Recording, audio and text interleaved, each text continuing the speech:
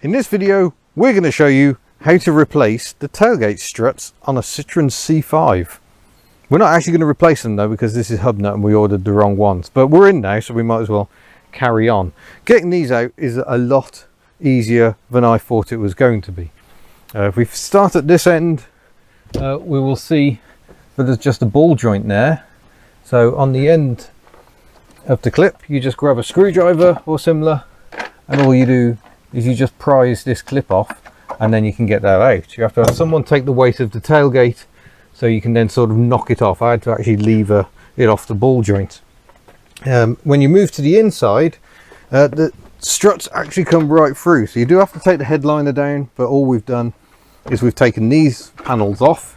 It's glued here, so now it isn't, and we actually took off the little luggage hook that's here as well. That's just 2 Torx, so that's not a biggie, and it just allows you to drop the headliner down a bit more.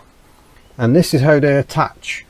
So that's the tailgate strut there, and there's a little circlip on the end of it, so that's where the strut I've removed comes out. So the circlip just goes on the end of that. Miss HubNut is currently looking through the vacuum cleaner for the circlip, because I removed it and she then vacuumed the floor of the thing. Well, she's found it, there he goes. So we have got it back. So that's been done. So the vacuum has proved quite useful, and yeah, we managed to save it, because that would have been a disaster otherwise. But yes, unfortunately the ones I ordered on eBay, entirely wrong. But I'd never seen one of these struts, so I didn't know that that was wrong. But yeah, somewhat beefier, because look at the leverage forces at play here. You're trying to push the tailgate up from right up the top of the hinge, so they are quite formidable. So in our case, this isn't going to work. Those struts are no use whatsoever. They don't even look right for the tailgate glass, which has separate struts. So we might be using the piece of wood technique, unfortunately. Not the best, but there we go. But we were just having a discussion about what to do on this car, because we can get the correct struts. I have found them, but the cheapest I found them is £100 for the pair, because they are so big and beefy. So that's a bit problematic. Just as a mild distraction, while Miss HubNut has a fight with a vacuum cleaner, I'm wearing my Mighty Dacia shirt today. It is 3 years to the day at the time of recording. It's the 27th of May today, since we went to Romania and bought the Mighty Dacia. So all that excitement, were we going to make it home? We didn't know back then. We had no idea at all. I was another French-ish estate. French with a very Romanian accent. But yeah, the future of this car is somewhat more difficult to contemplate, because the clutch is starting to go. The bite is right at the top. If you're doing a hill start, there is so little travel left in the pedal. Well, yeah, quite. It reminds me very much of Vixella the Vectra. She was getting a bit long in the clutch. So it's going to need doing, but it's a dual mass flywheel as well, so you've got to replace that at the same time. So 133,000 miles. If she's still on the first clutch, that's pretty good. But who knows. But the prices we're getting for the job are in the ballpark of 750 quid. And even a mate of mine looked at prices. The cheapest he could get it was 650 quid all in.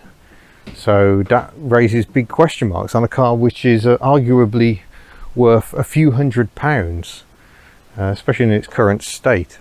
So do you really want to spend 100 quid on tailgate struts if the clutch is going to go at some point?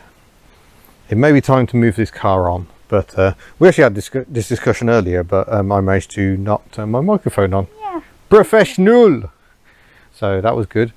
But yeah, it's a great family wagon. We've really enjoyed it. It's been perfectly reliable, apart from the electric window switches that sometimes work in the opposite direction, because French. It's been a really good car. And I know James Walsh of Practical Classics is a huge fan. You can tune them up if more power is your thing. The state of the clutch makes me reluctant to do that. Great tow cars when the clutch isn't knackered. If she was to stay, then you probably would look to tune them up. Yeah. And this is the difficulty. Do I actually want to keep this car? I mean, I like it, but do I love it? Velsatis. Miss HubNut wants a Velsatis instead, because she loves spending my money for me. Oh, they are horrific in terms of running costs. But they Velsatis. are glorious. I say that the one of the beige slightly sweary Forum is still going strong, and that's done well over 200,000 miles now. It's just a 2-litre petrol turbo. The diesels can be quite problematic, especially the V6 turbo diesel. So I would be quite scared of one of those. RX4? Renault Scenic RX4, that's a possibility, and we have been offered one. It isn't quite working. So we got some pondering to do, pondering what to do about the future of this car. But so far, everything I thought I'd dislike about this car, I don't think I really have. I was worried about the electric suspension, the electrics generally. Would it be reliable? Would it be comfortable? It's supremely comfortable, and I really like it. But yeah, some difficult questions to ask. It's not always easy trying to decide. Usually I sell a car because I've fallen out of love with it, like the Primera, too crashy, the Vectra, just generally too horrible to drive, but very practical. Rita, there were many problems with Rita. The Delica certainly had issues as well. So this would be a case of me getting rid of a car for economic sense rather than because I don't like it. And I hate that. It is difficult because, like you've just mentioned the list, we have tried different family wagons, and this is the best one by a long shot. The boot space, the comfort for everybody. Yeah. It's the best one by a long shot. Yeah, if I threw some money at this, sorted the aircon, sorted these gas struts, sorted the clutch, it'd be a really good car. But it would be our car ad infinitum then. Yeah, and this is like, okay, so you got to throw £800 at it and keep it, and that is the difficulty for me. I don't keep cars, so you have the attention span of a gnat. yeah, so major investments in the cars are somewhat problematic for me to comprehend. Ellie excluded, perhaps. She's the car I've spent more on than any other car in my life. I reckon there's probably about 15 grand's worth of expenditure in that car, but that's spread over 21 years of ownership. So I love you trying to justify this because of the Chevy discussions. yeah, the Charade. I need to update you on the Charade. Actually, might as well do that now, even though the Charade isn't here. We actually sent that to a local garage because it needed an exhaust and a wheel bearing doing, and I was just having enough time to do those jobs, and we wanted to try a new local garage. Very pleased with their service. That's Synod-in Garage in Synod-in. They've got a Jarrett Javelin hiding away there, which is rather nice, and I thought that's an encouraging sign. So yeah, they did that job. It was just over 300 quid all in. The exhaust could have been cheaper if I looked around, but in my experience, cheap exhausts very often don't fit, and then the poor garage has to put extra effort into actually making it fit the blooming car. So yeah, they did a good job. And then I managed to flatten the battery on Chemi. You did, yes. Yeah, so Rita, that's why Rita had the jump starter. A leak of some description. Yeah, when I drove her home after that, she was dropping coolant onto the exhaust for reasons that are entirely unknown. So we haven't even investigated. We're going to go on our little break and worry about that when we come back. Yeah, we are going to take a couple of days and actually get to the root cause of smoke and various other bits. Yeah. And now this leak as a bonus. Yeah, ultimately it's probably going to be engine out, or at least some of the engine out. We shall see how that goes. But yeah, for now we're going to put the C5 back together and then go home and drink tea and pack. Woohoo! Pack for our break. So yeah, Retro Riser Weekender will probably have already happened by the time you see this. But yeah, good event. Looking forward to it. I'm not entirely sure, but even if we could move it slightly, it gives me a bit more room. Actually, refitting is not quite as easy as removal, because you've got to try and get this lined up with a tiny hole, but you can only just see by getting in up here. Can I just try and video that if we can?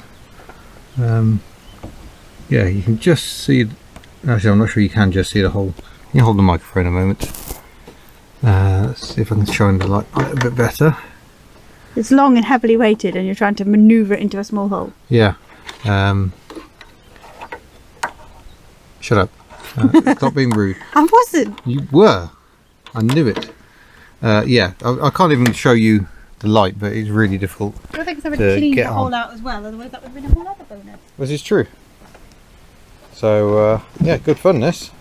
So Miss HubNut's having to go because I've given up and started swearing too much. Right.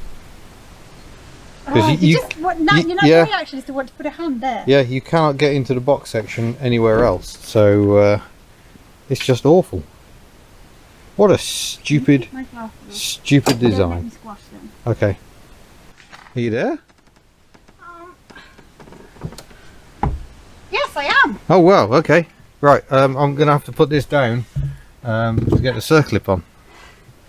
So with the strut now connected back at the other end, we've got weight against the strut here which holds it in place so you can get the circlip back on.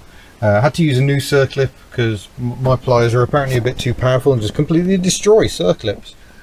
So to get it refitted, you slide the circlip onto here, onto your little bump, and then I've already fitted it actually, so this is a little after the event. Pull the wiring down, get your 14mm socket on, it's a good size, and just a couple of taps to push the circlip home and make sure it's in place. And sure enough, the tailgate's staying up now, so we've just really wasted our time. It's fine. It won't be fine when we're trying to load the boot tomorrow to go on our little holiday, but, oh, no, but there we go. Did you really drop a hammer on me? Only a little bit. It's a good thing I'm wearing my boots, isn't it? Yes. So thank you for watching, and look forward to seeing you in a future video. Farewell. Behold the mighty stick.